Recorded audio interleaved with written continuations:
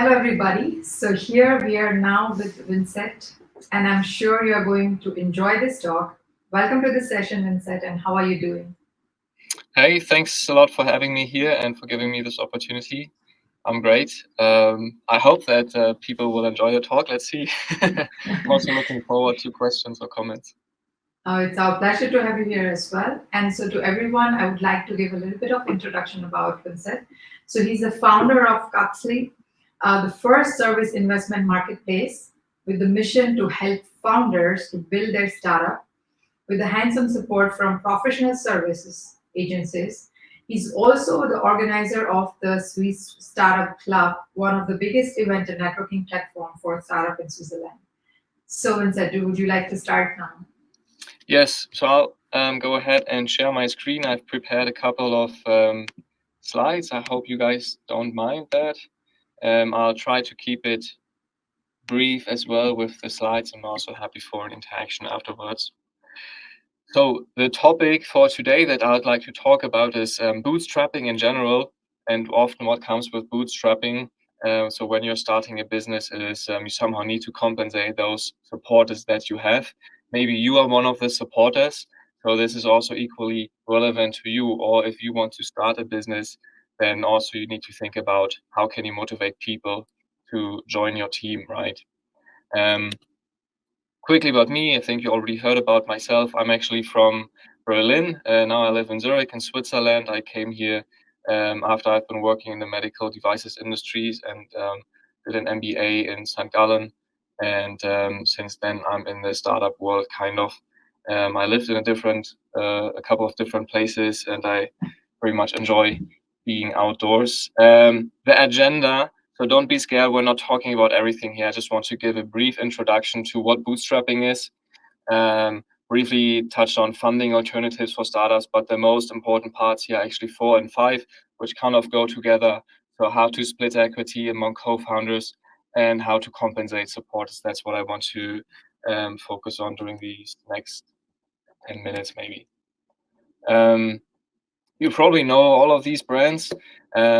Actually, they have one thing in common, which I also didn't know in the beginning. They are all bootstrapped and stayed bootstrapped until a very long time. Apple also took a very long time until they raised some money. Some of them actually never raised money and just went public. I think that's the case for SAP especially. So bootstrapping is really not that small, not such a niche. I have another number on this later on the next slide, I think. First of all, I hope you're all familiar with bootstrapping. So it basically means that you start a business on your own funds. So you're basically paying the bills yourself, have no external investors, which means obviously that you can keep the control, but on the other hand, the growth might be a lot slower. It's harder to convince people to get on board. It's also common in certain business areas, depending on the business model. Often they're called lifestyle businesses. You're not even able to raise any money there because it's not very attractive. For example, if you start a consulting agency, probably nobody would give you money or invest in that. So it really depends on the business model. But you have the benefits that you clearly stay in control. You have to focus on the customer, so you early on learn what customer centricity means and usually monetize those businesses faster as well. Those are the numbers I wanted to share. In Europe, so those numbers are for Europe, there are 2.7 million incorporations every year, and only 2,500 seed rounds. So only about 1% of all new companies get funding, which I found quite interesting. So that means 99% of companies, on the other hand, are bootstrapped and grow by themselves. And out of those 1% of those companies that get funded, 75% of those fail, or other statistics say 90% fail over 5 years. It depends also a little bit what is counted as a failure. But that's just something really interesting. So it doesn't mean that once you get funding, your chances for success are higher. If you're bootstrapping, actually, that could be a very good alternative to establish a solid business as well. So funding alternatives, what is important if you're bootstrapping in general? Obviously, you want to collect early. I mean, it's clear that cash in should be bigger than cash out, but you should also look at the timing of the cash flow. So you want to collect early and pay late. To collect early, that has some implications even on your business model potentially, where you might want to start with some consulting services before you're building a tech solution, for example, which also really validates your business model potentially. In some things, especially B2C, when you have consumer products, you can consider crowdfunding and pre-sales. Those things go really well together. Or also customized solutions in the beginning where clients pay you for your development work, for example. Pay late, what does that mean? What can you do there? And there we're also now coming into this field of compensating supporters. Because, well, you could pay them with company shares, right? This is relatively common that co-founders, early employees receive company shares, but also service agencies are often open to receiving company shares. This is exactly what we're doing with KAPSLY. But often they're no investors, they're no lawyers, so they don't really know how they should do this properly and set up those contracts. So this is what we are helping with. So I'll skip this business model part and come to splitting equity and compensating supporters. I briefly want to show the alternatives as well that you have, the main two concepts for splitting equity. I think that's in general something people should probably know about. Obviously, before you start splitting equity, you want to consider who's eligible, who are really the co-founders and the management team, what responsibilities they have, what value do they really bring into this company. Motivation and emotions always matter in that case as well. Those negotiations can be tough and they might haunt you later on as well. And you want to think about the risks everyone is taking, and can you present it? What I mean with this is, does it make sense to third parties, like to investors or to your mom? Do they understand why you have split the equity the way you have? Think about this as well. So how to split equity? Those are the two main models. The classic and traditional one is the static way, where you and your co-founders just decide how to split the pie. Who gets how much? Is it 3 founders who each get 1/3, or is it 60-20-20, or whatever? Up to discussion.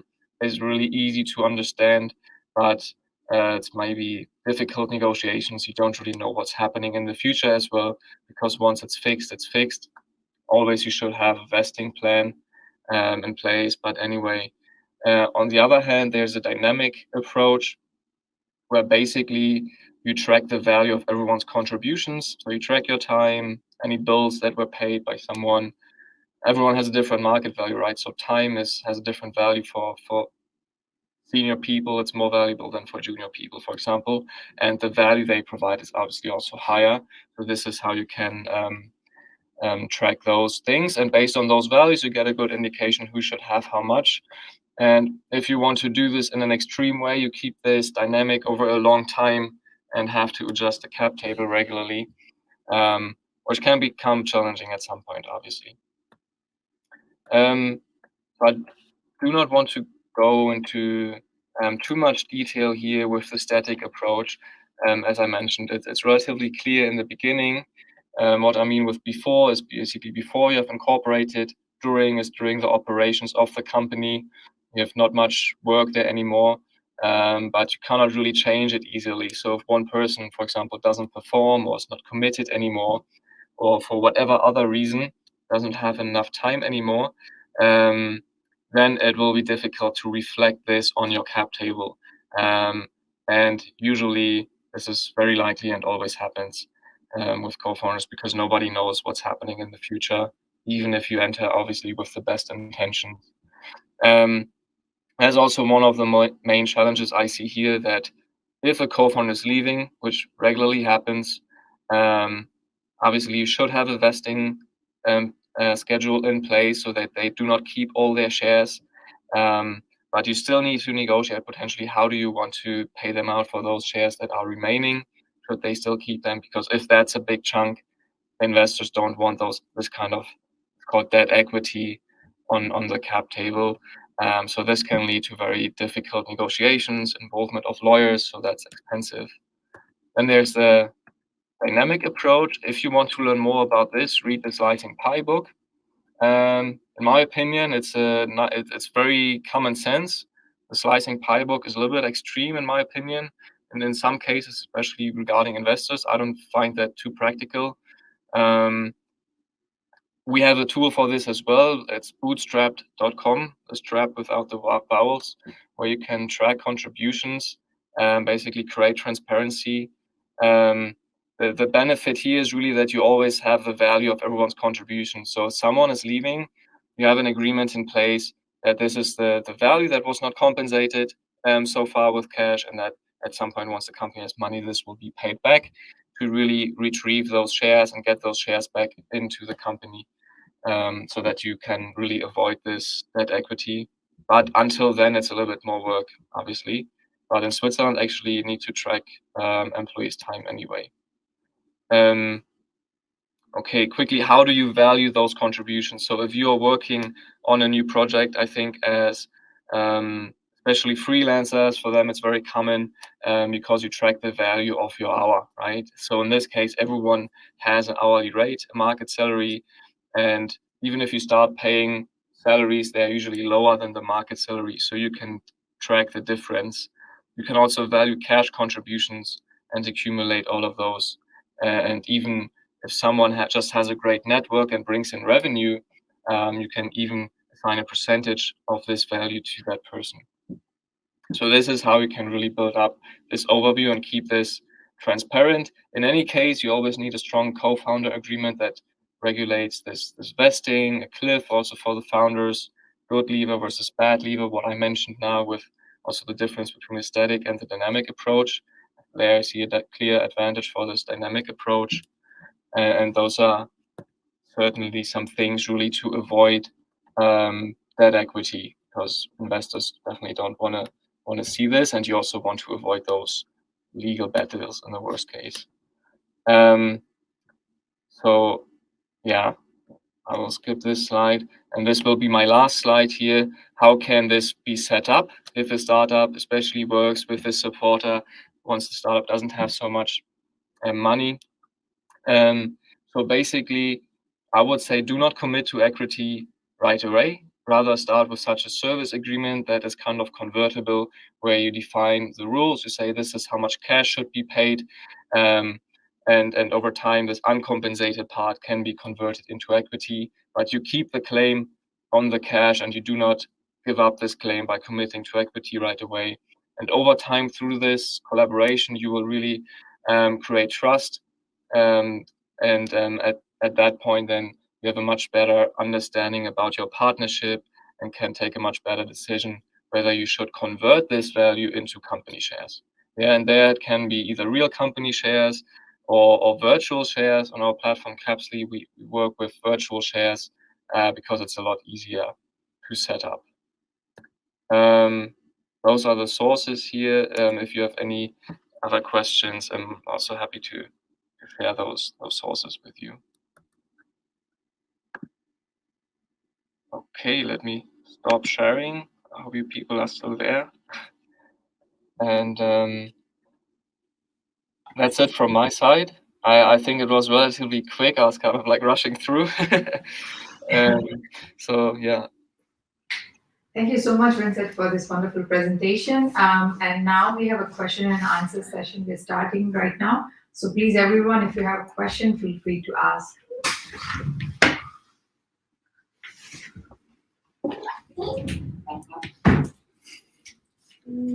Do we have more questions? Let me check. I see one question here from Alvina. We started in 2020. What was my biggest motivation to start your own business? And can you maybe share a couple of obstacles as well and how you overcome them? Oh, you have it there as well. Nice. Yeah, so we actually, KAPSLY, the idea came up during a hackathon, EU versus virus. We were thinking about how can we help small businesses and startups who need support to overcome this pandemic, who do not have much cash flow. So we thought, okay, what do they have? Equity, obviously. We knew they often then give away equity if they don't have much choices anymore. But and then we learned okay, those equity deals are often not done very well. So we realized, okay, there's really demand for this from service providers, but they don't really know how to do it. So then we thought about, okay, what's a better way to do it? And this is how we started with KAPSLY basically, and then realized, hey, this could really be a business and not just a hackathon idea. Thank you so much. I don't think so. Do we have more questions? No, it's not. Okay, with this, then we end the session here. We also have KAPSLY as our exhibitor partner today. So all the attendees, please visit their booth and interact with the company recruiters directly. Yeah, and I hope this was helpful for you. And stay connected and see you around again. Thank you so much, everyone, and thank you so much, Vincent, for your time. Thanks a lot. Bye-bye. And feel free, everyone, to connect with me on LinkedIn. Okay. Yeah, thank you. Bye.